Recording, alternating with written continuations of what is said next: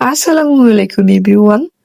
সবাইকে ওয়েলকাম জানাচ্ছি নতুন আরেকটি রেসিপি দেখার জন্য। আমার আজকের রেসিপি দেশি মুরগি কষা। সো এখানে আমি সব উপকরণ নিয়েছি। মুরগি কেটে ধুয়ে পরিষ্কার করে নিয়েছি। আর এখানে আছে পেঁয়াজ কুচি।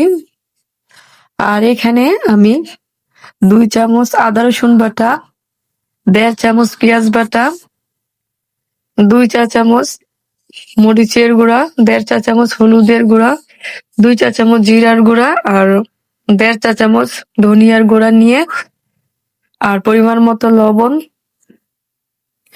অল্প একটু পানি দিয়ে মশলাটা আমি 10 মিনিটের জন্য মিক্স করে রেখে দিয়েছি। আর এইভাবে মশলাটা বানিয়ে তরকারি রান্না করলে তরকারির স্বাদ আরো দ্বিগুণ বেড়ে যায়।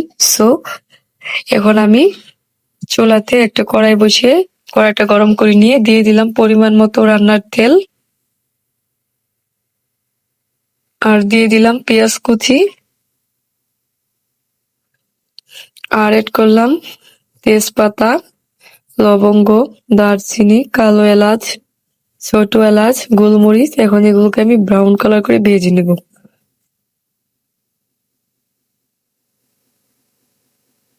ভাজা হয়ে গেছে, অল্প একটু পানি এড করে দিলাম।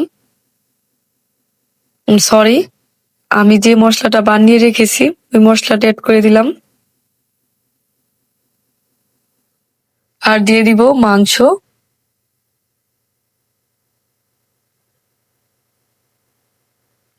এখন আমি মাংস আর মশলা একসাথে কষিয়ে নেব, এতে করে সময়ও কম লাগে আর মাংসটাও খেতে ভালো লাগে। তো এখন আমি চুলাটা মিডিয়াম টু হাই ফ্লেমে রেখে 10 মিনিটের জন্য জাল করে নিব আর 10 মিনিটের জন্য আমি ঢেকে দিব। ফিরে আসলাম 10 মিনিট পর। এখন আমি ঢাকনাটা নামিয়ে নেব।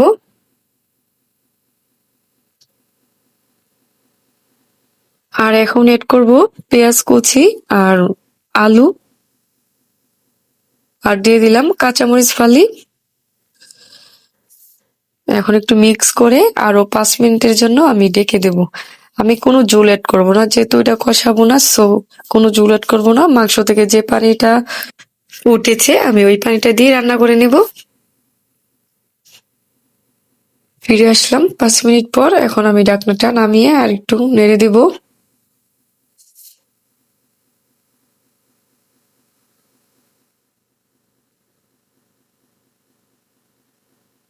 এখন আমি চুলাটা মিডিয়াম টু লো ফ্লেম করে দিয়ে 10 মিনিটের জন্য আরো ঢেকে দিয়েছি।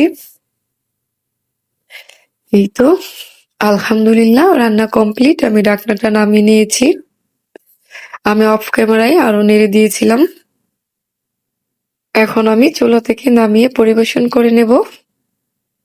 বন্ধুরা, আমার রেসিপিটা আপনাদের কাছে কেমন লেগেছে আমাকে অবশ্যই কমেন্ট করে জানাবেন। আর আপনাদের কমেন্ট গুলো দেখলে আমার খুব ভালো লাগে, ভিডিও বানাতে আমি আরো উৎসাহিত হই। সো যারা এখনো আমার চ্যানেলটা সাবস্ক্রাইব করে নাই, প্লিজ একটা লাইক দিয়ে আমার চ্যানেলটা সাবস্ক্রাইব করে দিবেন। আল্লাহ হাফেজ।